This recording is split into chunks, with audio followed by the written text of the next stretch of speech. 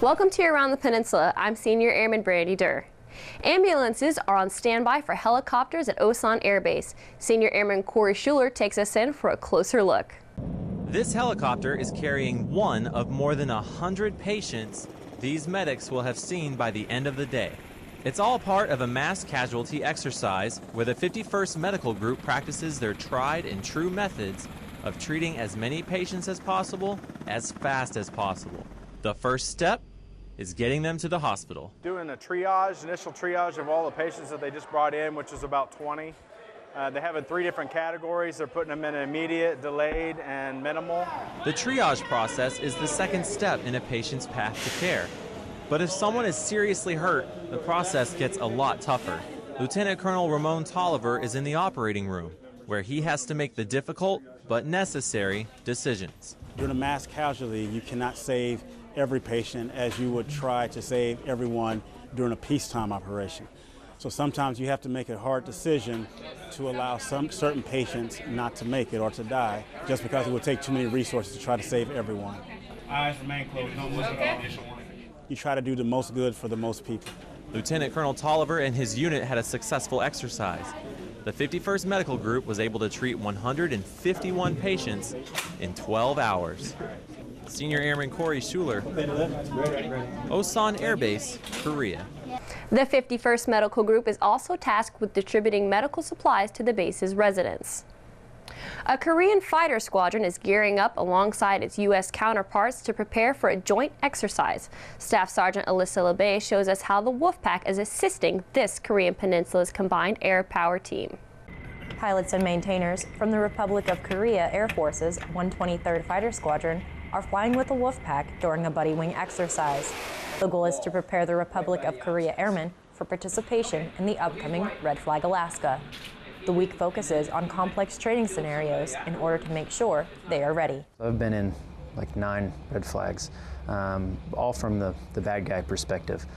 So it's an interesting perspective that hopefully I can help these guys out with. One pilot says the training is preparing him for the future. It's very hard missions and first time to coordinate with Cobra, so very helpful to us. The Buddy Wing program gives both nations a chance to improve each other's warfighting capabilities by working together as a team. This is my first time getting to work with another country like that, so I'm really excited about it.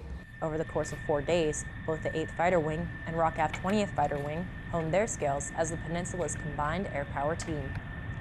Staff Sergeant Alyssa LeBay, Osan Air Base, Korea.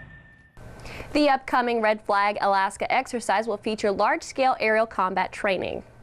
Purging excess equipment can be a logistical challenge. KoreaUS Sergeant Wak-Yu Bin introduces us to a mission that makes life easier for units looking to eliminate extra gear. Connexes fully packed up with supplies have arrived at receiving points at Camp Carroll since October 2013.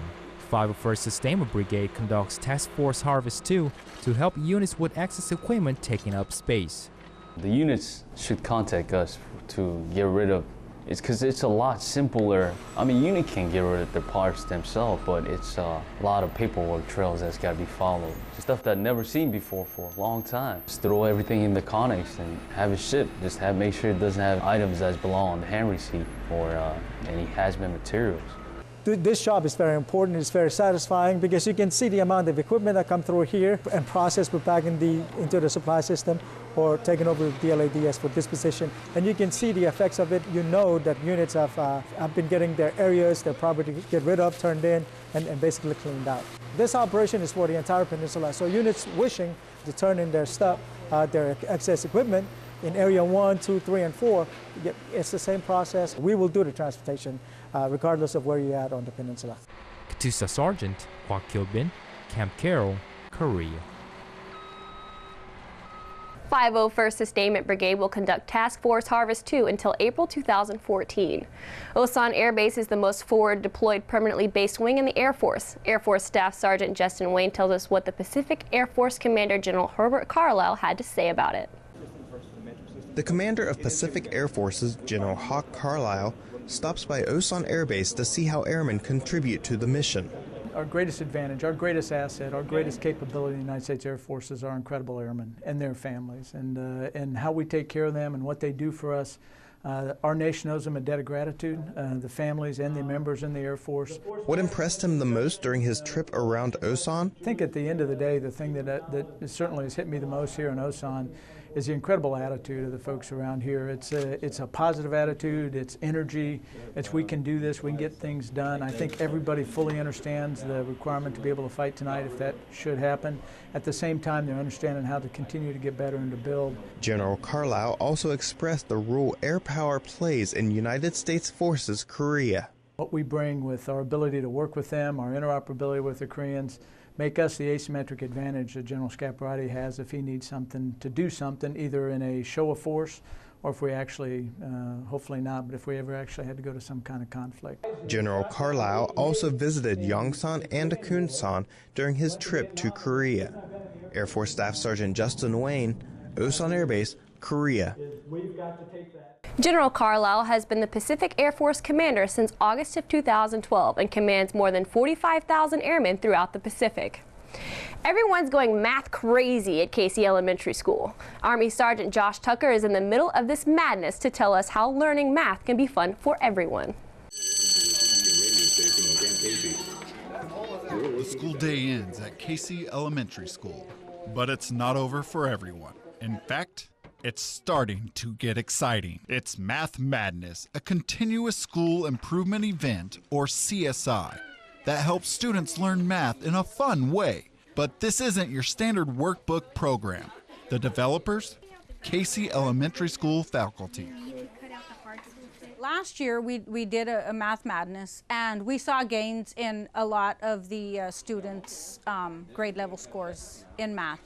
And also in reading, because the problems that they do are a lot of reading comprehension, and that helps with our reading goal as well. Your tape, okay? Students from Miss Ortega's Advanced Placement Algebra 1 class, or AP, volunteer to help with the materials and games. I think just helping people figure things out makes me feel as if I've done something to help them. Aspen is one of 14 students in the AP class and the only 7th grader. His game of choice, Sage and Scribe. One of Casey's CSI goals is to improve reading comprehension and number sense. What they do is one of them has to write and one of them has to say the problem and figure out the problem. And the kid who speaks tells the kid who writes what to do, and then they change. But if the writing person notices that there's something incorrect with how the other kid is doing this, then they will speak up and they will bring this up, and then they will work on that. So what does Miss Ortega think of Aspen and her students helping others improve in math? I do admit these students here are really, really good students. I have to admit, 18 years of teaching, they're really good. Army Sergeant Josh Tucker, Camp Casey, Korea.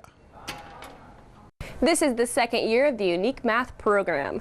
One particular 8th Army unit aims to maintain more than just equipment up at the DMZ. Petty Officer Chris Church discusses how the unit created their own legacy. Welcome to this year's 8th Army Logistics and Supply Units sat down with each other to celebrate their accomplishments over the past couple of years. One unit, United Nations Command Security Battalion, Joint Security Area, has established themselves as a role model for excellence within the Army's maintenance community. It's really an honor and really a privilege to be able to accept this award, especially for all those who have come before me, because it's really all about their hard work, their prerogative, and their commitment to maintenance. The UNC unit and over 15 others took home Department of the Army and 8th Army Excellence Awards in both supply and logistics. These are the finest sustainers, maintainers, and transporters that we have in 8th Army. Day in and day out, you really are the lifeblood or provide the lifeblood for 8th Army. And the leaders over here couldn't do what I asked them to do or do their mission without the hard work and dedication. So with the groundwork paved, Sergeant Switlick and all the units hope to continue their legacies of excellence in the coming year. Petty Officer Chris Church, Yongsan, Korea. Ladies and gentlemen, this concludes our ceremony. The Supply Award Program was established in 1984 to recognize excellence in logistical and supply readiness. That was your Around the Peninsula for Thursday, January 30th. From all of us at AFN, enjoy your evening.